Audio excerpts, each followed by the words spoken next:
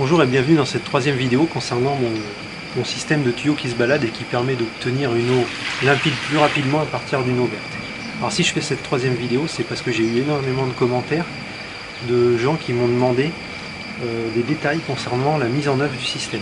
Donc ça je vais vous le montrer dans quelques instants. En fin de vidéo on verra une nouvelle amélioration de l'astuce dont j'ai eu l'idée cette année. Et avant de voir tout ça, je vais faire un petit rappel des fondamentaux, savoir que ce système-là ne vous permettra pas d'obtenir une eau limpide comme ça si vos paramètres d'eau ne sont pas bons. Donc il va falloir quand même que vous fassiez le test pH et taux de chlore. Et si les taux sont pas bons, il va falloir les rééquilibrer. Donc si le pH est trop bas, il va falloir mettre du pH+, s'il est trop haut, il va falloir mettre du pH-, il faut avoir un taux de pH compris entre 7 et 7,4. Et puis pareil avec le chlore, si vraiment le taux de chlore est très très bas, voire même 0 quoi, il va falloir mettre du chlore choc, vous n'aurez pas le choix.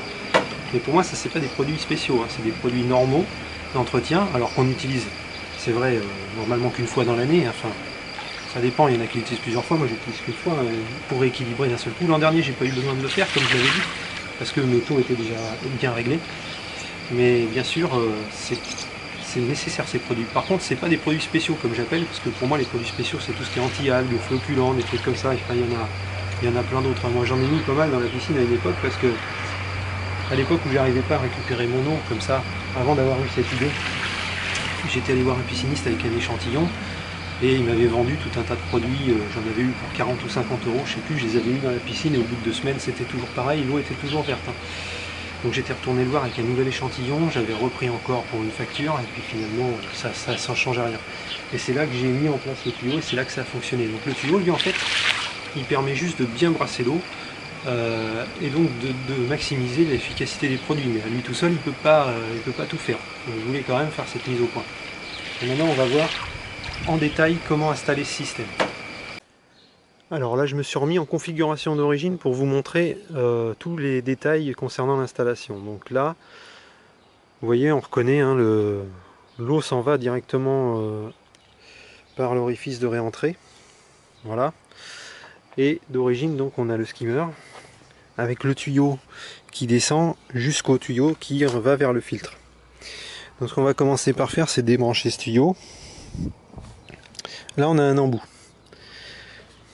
Donc cet embout on va le démonter. On va le récupérer. Alors, il est un peu cassé, moi normalement la collerette fait le tour. Hein. Cet embout je vais le garder parce que cet embout il tient super bien. Et autant pour la partie aspiration ici, le tuyau n'a pas besoin de vraiment bien tenir parce que l'aspiration le fait. L'aspire donc a tendance à le faire tenir tout seul.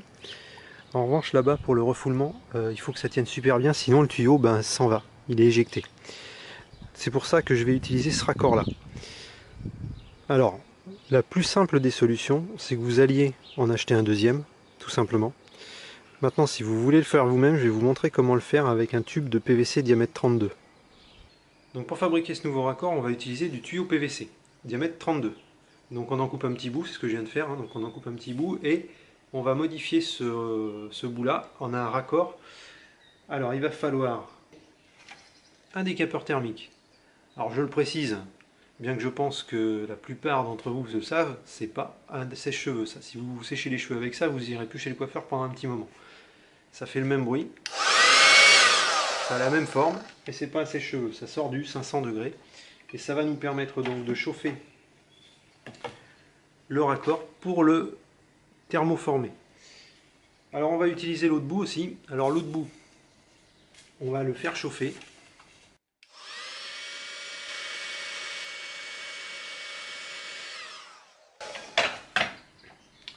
Et à l'aide du petit morceau, on va venir l'élargir. Comme ça, mais pas beaucoup, hein, juste un tout petit peu en entrée comme ça. Parce que vous avez remarqué que le tuyau s'est ramolli hein, et qu'il est très facile maintenant de le travailler. Voilà, j'ai un genre d'entonnoir. Il n'est pas hyper régulier, mais c'est pas très grave. Là maintenant, je remets mon raccord comme ça, enfin mon raccord, mon petit bout de tuyau comme ça. Et c'est le petit bout de tuyau que je vais venir chauffer maintenant. Je vais chauffer les deux tuyaux, mais surtout je vais chauffer celui-là, le petit. Donc je mets mon décapeur légèrement, comme je le mets pas comme ça, hein, je le mets légèrement comme ça pour chauffer davantage le petit tuyau que le gros. Enfin que le gros, que le long je veux dire, hein, que le long, parce qu'en fait ils font le même diamètre. Autre chose Il faut faire tourner le tuyau, bien sûr, je ne l'ai pas dit, il faut faire tourner le tuyau pour chauffer toute la périphérie du tuyau.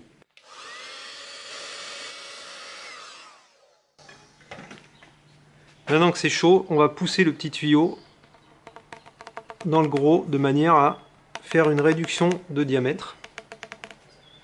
C'est assez chaud, hein. C'est bien de mettre des gants aussi pour faire ça. Voilà.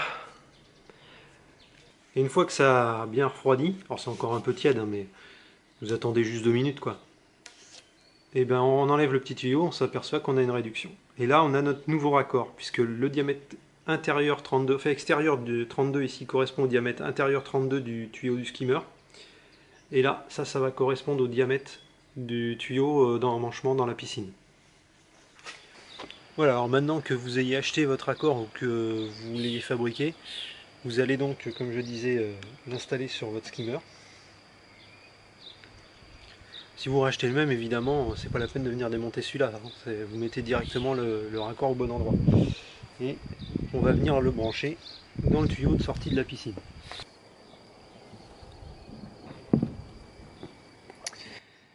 Voilà. Vous voyez, il tient, le skimmer fonctionne. Voilà, puis maintenant on va prendre le tuyau. On va installer le raccord qu'on vient de prendre sur le skimmer. Et puis on va aller le rebrancher dans la paroi de la piscine. Bien entendu du côté réentrée d'eau. Donc effectivement, là ça chasse beaucoup. Hein. Si je le mets pas bien, vous voyez, il est expulsé. Hein. Il faut vraiment bien l'emmancher. Et même moi j'ai mis carrément un collier de l'autre côté pour assurer que ça tienne. Alors parmi les détails qu'on me demande aussi souvent, c'est la longueur du tuyau. Alors moi la piscine fait 5 mètres de diamètre là. Et mon tuyau fait 6 mètres. C'est le tuyau que j'utilisais avant pour l'aspirateur.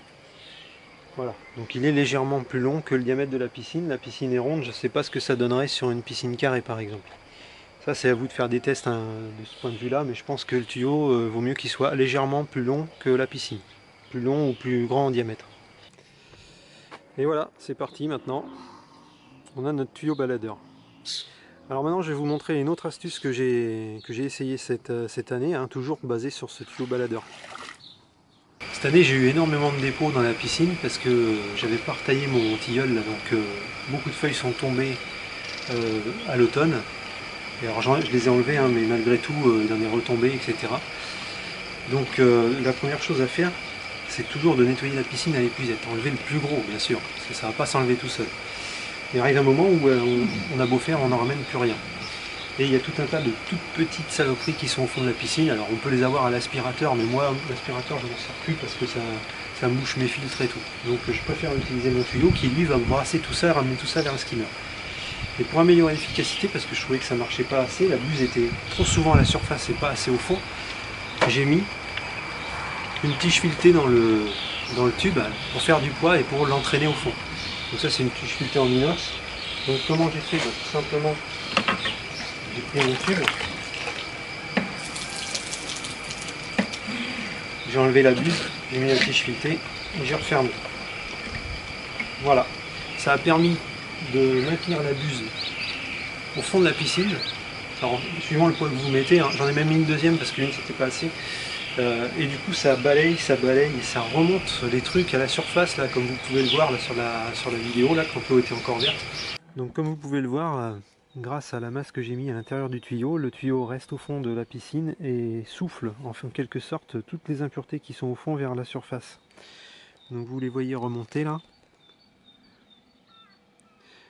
Et elles se dirigent vers le skimmer où elles sont aspirées. Donc on voit qu'il en arrive de partout là. Et on les voit qui sont aspirés à l'intérieur du skimmer. C'est phénoménal hein, tout ce que ça ramène. Alors bien sûr, quand vous faites ça, il faut très souvent purger le filtre du système de filtration parce que ça vous l'embouse en un rien de temps. Mais en le purgeant une fois par jour, hein, c'est bon. Et vous allez voir ce qui va sortir. C'est comme ça que j'ai remis l'eau